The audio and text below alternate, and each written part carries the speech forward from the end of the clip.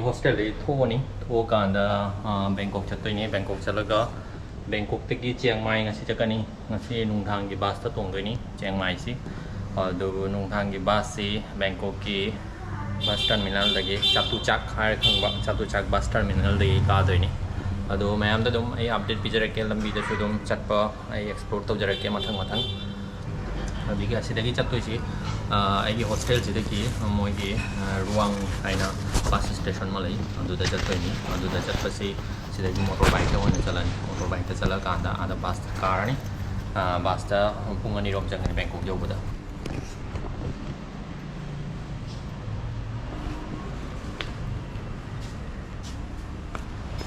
Nice to meet you for my vlog. You have safe travels. Thank you. Much blessings. Yeah, he's my friend. No, he's my friend. Okay. Bye bye. See you na. Đi khắp vùng cấp. Bye bye.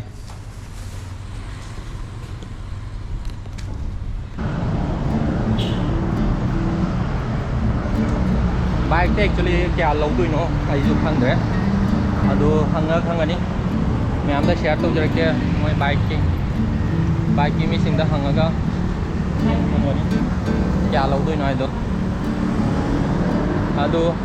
kamai na ta cái này hả, bây giờ moi đi Thai missing thế, cái nó thuộc thế English thì phải nó thuộc thế, hắn mà nó thuộc thế, ado moi cái English show broken English này.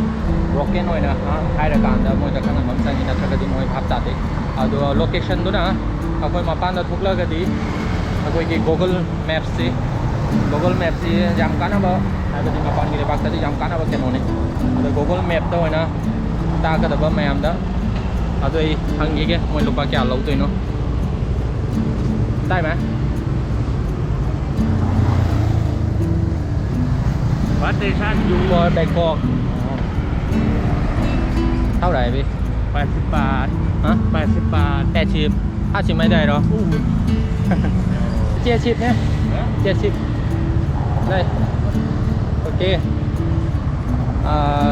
lupa mutara dengan apa nih mana di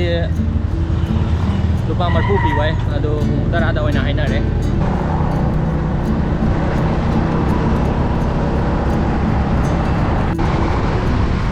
sida Pattaya another ga Bangkok Chiang Mai da different wali ado Pattaya sida moi gi moi motor service mi motor bike thori ba kang mo jing de ade moi gi dress se tong ali moi dress si moi bu identify to gi da moi dress si follow to ga di to identify to ya ni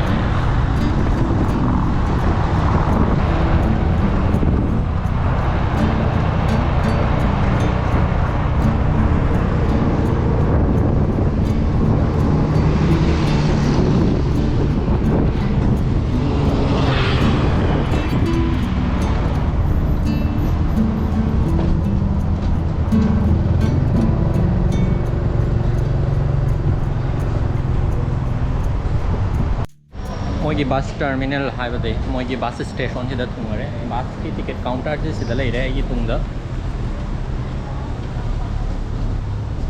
asida counter ni aduga apoina chatto ji Bangkok ni na Bangkok ki hang bana phai moi da aina hang moi da Bangkok ki kano si khoi gi aina chatoriba chatuchak bus terminal se karamba mafam da chalaga na nakkani ha ba du moi da hangaga di moi na dum hairakani adu airport ki Subornabhumi airport ko natraga Don Mueang airport Bangkok ta lai je airport ani ni ado Subornabhumi airport ka bank kano gi Don Mueang airport ka sidagi direct bus chali adu atai adu nata bida akoi gi kano gi akoi gi haji gi chatuchak bus terminal se haji gi mochit hairiba mafam se mochit ta gi jamna ye na hai aduna mochit phogi ticket ka waina hai moi counter dagi aduna moi da hanga kan da kakpana phani ai gi ticket se ni sa moi na laur se rupa kya no 131 baht ni 131 baht aduga moi sida details loina thai pung ani da bus tha ga da bani hajik ai sida pung 12 makhai tare aduna pung ani da tha ba ore ga di yamna pushalaktre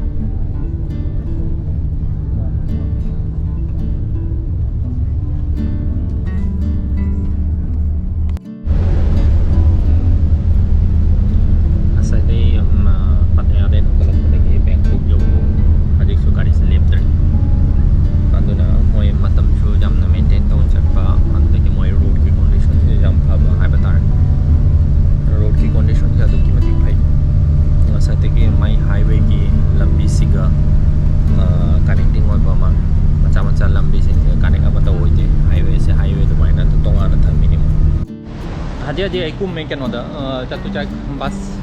terminal sida thungare moi mochit hairiba keno se chatuchak ta oin lerame ado ai gi bus ta ade bus da lakpani ade bus da la kanda hajik moi gi aina phadoriba angka Chiang Mai gi bus keno se counter se asigi manung dani terminal jam chau terminal ni ado si manung se oibana hajik ke motorbike ta chatra hu yarni chala kanda sondagi chala kanda khara chala ka adum moi gi hajik ke Chiang Mai gi bus counter du lei adu chala kanda jenga se hajik counter se gi seat kamai tawi aduga mamanna kyam pi gi haido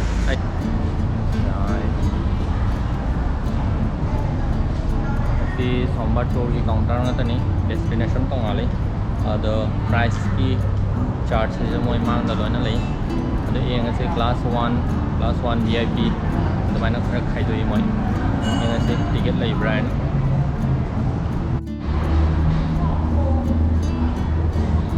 di ani ticket Chiang Mai ni đó upper how right 600 yeah 693 and VIP was 974 okay 693 okay I na have airplane at Chiang Mai about yeah 6 in the morning okay ani like hello you can ani single na nothing good 4B for me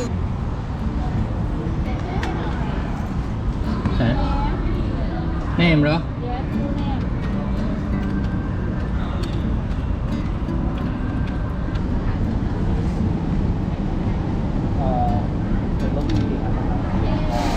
go to Chiang Mai today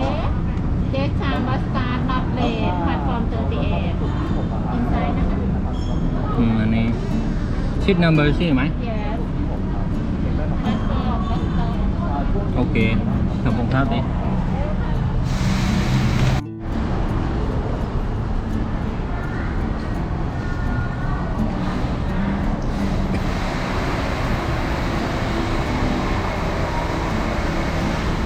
tiket ke tiket si lupa chat-rate hai ba tar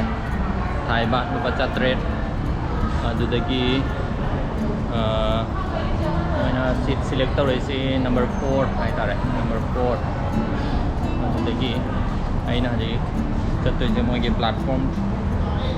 ni number 38 platform adu number ni dai bus thani ai horen bus ta kara kan da su halakke adu moi sidagi pung 3 ki bus ki ticket pi ge haba adu pung 3 ki bus se ada aina thungdoi se pung mari gumba da thungani aduna thungaga amuk pharak tani haina pung mari da thungba do adu phara thengna pung 3 da thungbagi mong da hair kan da ma hair phara doi di pung 9 ki bus pung 3 da thungaga amuk hotel da ka ba ada mo ka ahi ngoi nge da chathuk se hinda bodo nungai roi haina ai pung 3 da thungbagi mong da lore adu chala se aji bus kana magi kana platform da 38 platform da ni adu dei ka doi ni Thailand gi chatuchak hairiba bus terminal se yam chawba bus terminal ni asigi manungda macha food court amasung jam marang kaina shop macha mayam lei adui manungda 7-Eleven sina chawre 7-Eleven sidagi ai burger lawra kanda numidangi dinner si asina oina oirani aduga horen pung nungthangi pung ama natraga ama makhai tabeduda marakta mung basi lepkani aduda moiso ticket kakpada yawba complimentary oina aduda food court tudagi chabagi item khara su serve tawkani moina aduda oina khara chasalani aduga hajik thoni thokanda platform akhoi platform 38 platform da chalani chalakanda bus ta kana ba sem sarurage pung 9 gi bus order banina matam yam salaktre pung amarom maya ta ngaisale aduna platform da oina chatpana fare mayam asisi platform ni asida oina ngairage ai lo du se ising ni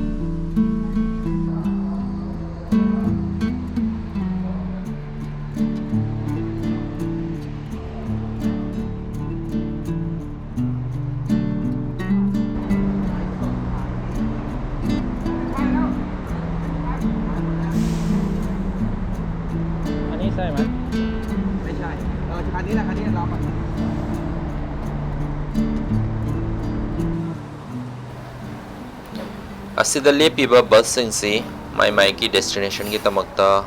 matam kharagi manungda dum khongshan khagani anamana night bus ni aina tongdoriba ngasi sombat tour hairiba bus service se bus company hai tare sombat tour se Thailand manungda yam phajana maming leraba bus company ni ado pung ni pan su tasalabani na akoi ki bus ta car ani bus se scania ni yam phajana quality na ba bus hai batare ado ga manungda khoina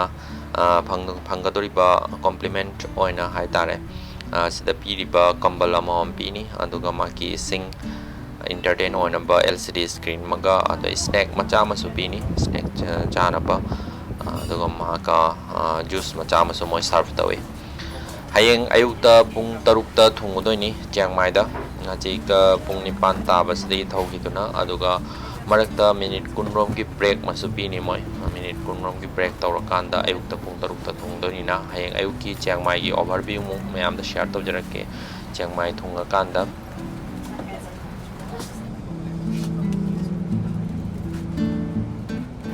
ayuki pung mangaga minini fu change ko Chiang Mai thungare mayambu Chiang Mai da welcome tawjari Chiang Mai hairiba city si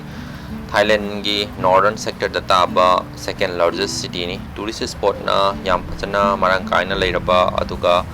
Myanmar border ka su yam phajana nakna leiraba Chiang Mai hairiba city sini asi Chiang Mai gi bus terminal ni asidagi Bangkok amasung mafam kya gi bus su sidagi marang kaina phangi ai asida matam khara potharaga ai gi hostel gi tamakta thoki toini nong su biti mapanda kanna churi fresh for kanda hadi red kai sile chatto si red card on chalani red card se kamai to habda hana 20 baht leiram banya ba chado hadi 30 baht on so 30 baht sina sharing kanoni sharing transport ni se mayam da ujarake si red card ni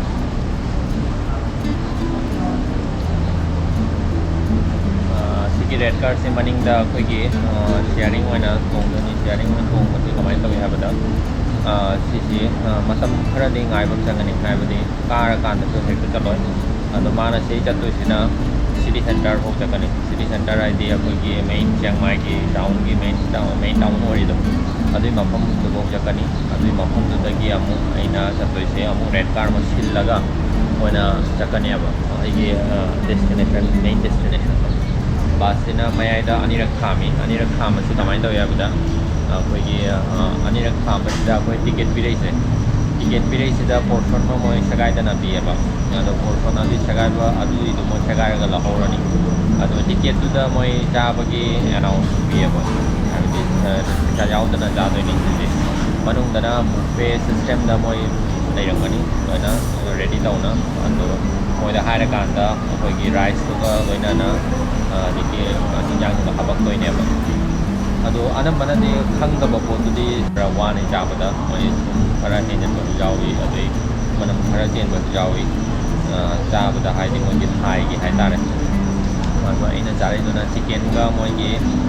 vegetable maga mix tawga ko mane ba ado bala dum khangani adu du ai lore adai soup tu ma cha ba jai soup ma thak ba jai soup tu moi complimentary oina pi ba sidagi koi gi city center ko chatto si city center ko ki ma ke distance se yamna lap pa budina te ado lap traga su ngasai gi kano se akoina kari gumba mi ahum gumba mari gumba la to ori ga di moi gi sidagi koi gi tuk hai ba kano service lo ko yani hai ba di akoina chani ba destination sabjana hotel la chani na to hostel la chani moi gi map si wala kanda adugi service kuma lawba yai adugi mumta oragana solo oragana nabagi red card se chatpana phani red card se chatpana phani haibadi koina mi yong gumma mari gumma oigara tigi mogi tuk se lawraga lupa sama gumna moi chatpa yani adu amatani adu akoigi red card oragana lupa kuntha tauna mi yong da phana jamna lai lamida kham lamida oina thoklai lamida thoklaga moi manung da hayoriba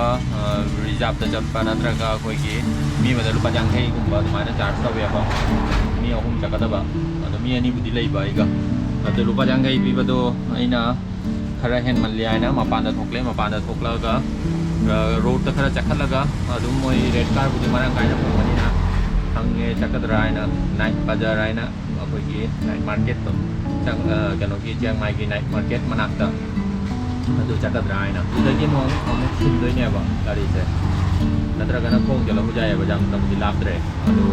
night market ꯐꯥꯎ ꯆꯠꯇꯣꯏꯁꯤ ꯂꯨꯄꯥ 30ꯗꯣ ꯃꯣꯏꯅ ꯂꯧꯔꯤꯕ ꯂꯨꯄꯥ 30ꯗꯣ ꯑꯗꯨꯝ ꯄꯤꯗꯣꯏꯅꯦꯕ ꯑꯩꯅ ꯀꯥꯗꯣꯔꯤꯕ ꯍꯣꯁꯇꯦꯜꯁꯤ ꯆꯤꯌꯥꯡ ꯃꯥꯏ night ꯃꯥꯔꯀꯦꯠꯇꯒꯤ ꯋꯥꯀꯤꯡ ꯗꯤꯁꯇꯦꯟꯁꯇ ꯂꯩꯕ ꯍꯣꯁꯇꯦꯜꯅꯤ ꯑꯩꯒꯤ ꯃꯊꯪꯒꯤ ꯕ꯭ꯂꯣꯛꯇ ꯍꯣꯁꯇꯦꯜꯒꯤ ꯂꯥꯏꯐ ꯑꯃꯁꯨꯡ ꯆꯤꯌꯥꯡ ꯃꯥꯏꯒꯤ ꯃꯊꯛꯇ ꯏꯟꯇꯔꯦꯁꯇꯤꯡ ꯑꯣꯏꯕ ꯕ꯭ꯂꯣꯛ ꯃꯌꯥꯝ ꯑꯃ ꯊꯥꯡꯒꯠꯆꯔꯛꯀꯅꯤ ꯃꯌꯥꯝꯕꯨ ꯕ꯭ꯂꯣꯛꯁꯤꯡꯗꯨ ꯌꯦꯡꯕꯒꯤꯗꯃꯛꯇ ꯏꯟꯚꯥꯏꯠ ꯇꯧꯖꯔꯤ ꯑꯗꯨꯒ ꯑꯔꯣꯏꯕꯗ ꯆꯦꯅꯦꯜꯁꯤꯕꯨ ꯁꯕꯁꯀ꯭ꯔꯥꯏꯕ ꯇꯧꯔꯀꯥꯟꯗ ꯄꯨꯛꯅꯤꯡ ꯊꯧꯒꯠꯄꯤꯌꯨ ꯍꯥꯏꯅ ꯃꯌꯥꯝꯒꯤ ꯃꯐꯝꯗ ꯅꯣꯡꯆꯅ ꯅꯤꯡꯁꯤꯡꯖꯔꯤ